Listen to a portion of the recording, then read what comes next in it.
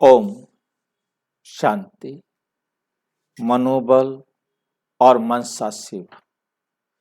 इसका जो हमारा विषय है वो है ईश्वरीय सिद्धि। ईश्वरीय सिद्धि और रिद्धि सिद्धि। इसका पार्ट 1 किया था, आज पार्ट 2 है। रिद्धि सिद्धि वाली अर्ध पवित्र आत्माएं, वो कौन सी होती हैं? पवित्र तो होती हैं, परंतु वो अर्ध पवित्र आत्माएं क्या क्या कर सकती हैं दुनिया में? रिद्धि सिद्धि से क्या क्या कर सकती हैं? और ईश्वरीय सिद्धि अथवा योग की रिद्धि सिद्धि वाली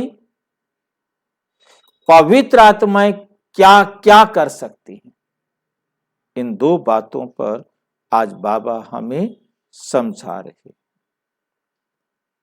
जब साधारण नॉलेज के आधार पर रिद्धि सिद्धि को प्राप्त कर सकते हैं, तो ये श्रेष्ठ नॉलेज के आधार पर विधि से सिद्धि को नहीं प्राप्त कर सकते।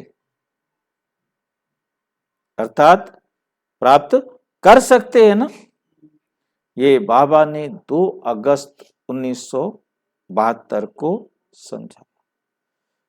मतलब वो कर सकते हैं जबकि वो अर्ध पवित्र हैं, और आप तो बिल्कुल पवित्र हो, और वो तो मन मत भी बीच में मिक्स हो गई है। आपको तो स्वयं ईश्वरीय मत पर सारा कुछ करना है और फिर तुम्हें सफलता ना मिले, ये कैसे हो सकता है? नंबर 2, जब आत्मिक शक्ति वाली सेमी प्योर माना आधी पवित्र आत्माएं, हाँ जी, अर्ध पवित्र, वही हाँ, जब आत्मिक शक्ति वाली सेमी प्योर आत्माएं, पूरी पवित्र नहीं बनी है, अर्ध पवित्र आत्माएं अपनी साधना द्वारा आत्माओं का आह्वान कर सकती हैं। ये जो ब्राह्मण थे वो अपने में आत्माओं का आह्वान कर लेते थे, कर सकती हैं। अल्पकाल के साधनों द्वारा दूर बैठी हुई आत्माओं को चमत्कार दिखाकर अपनी तरफ आकर्षित कर सकती हैं। तो परमात्म शक्ति अर्थात सर्वश्रेष्ठ शक्ति क्या नहीं कर सकती? जो चाहें वे कर सकती हैं। और ये बाबा ने 26 जनवरी 1977 को कहा। नंबर 3, अल्पकाल की रिद्धि सिद्धि वाले एक स्थान पर रहते हुए अपने भक्तों को अपने रूप का प्रत्यक्ष साक्षात्कार करा सकते हैं। मतलब योग के द्वारा वो उन्हें अपना दर्शन करा सकते हैं। वो कहीं बैठे हैं परंतु उनके भक्तों को उनका साक्षात्कार होगा। तो क्या विशेष आत्माएं अपने लाइट और माइट द्वारा भक्तों को व प्रजा को अपनी सेवा द्वारा अनुभव नहीं करा सकते? क्योंकि इस देह से निकलने का अभ्यास ही इसमें महत्वपूर्ण काम करता है। तो अपने देह से न्यारे होंगे तभी आप वहां उनको, जैसे ब्रह्मा बाबा अनेक आत्माओं को साक्षात्कार कराया, उनको अनुभव हुआ कि बाबा हमारे पास नहीं, बाबा हमारे पास आया, ब्रह्मा बाबा हमारे पास आया। ठीक है? तो जब लौकिक दुनिया वाले वहां उनको साक्षात्कार करा सकते हैं, अपना अनुभव करा सकते हैं अपना, तो क्या आप नहीं करा सकते? मतलब ब्रह्मा बाबा को कई बार पूछा भी कि क्या आपको अनुभव होता है कि मैं मधुबन में आता हूं? तो बच्चों ने कहा हाँ बाबा, हमें अनुभव होता है कि आप यहाँ कहीं हो। मतलब उनका वहां पर उनको अनुभव होता है। तो ये बाबा ने 18 अक्टूबर 1971 को समझाया। चौथा है ये रिद्धि सिद्धि वाले भी मनोबल द्वारा, उनका भी मनोबल है, अल्पकाल के चमत्कार दिखाते हैं। उनका भाई तो मन का बल है ना, जिससे वो अनेक प्रकार के अल्पकाल के चमत्कार कुछ दिखा दिया, ऐसे किया और ले आ गई। हाँ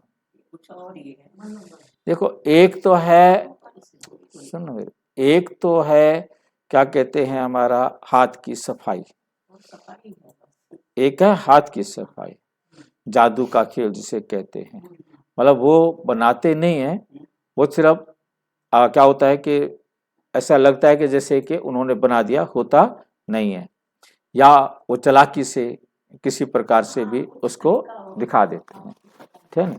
तो इसको भी मतलब क्या होता है कि ये भी एक मनोबल है ना,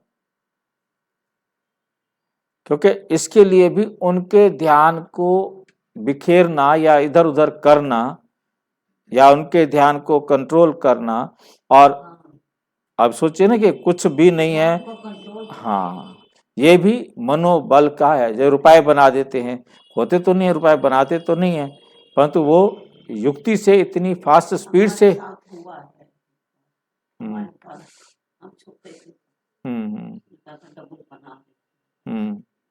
मतलब कहते हैं हमारे सामने ही देखते देखते, मतलब उन्होंने, बाकी कोई डबल बन नहीं सकते, परंतु वह हाथ की सफाई होती है कि ऐसी युक्ति से रखा जाता है कि जो पता ही ना चले, बस।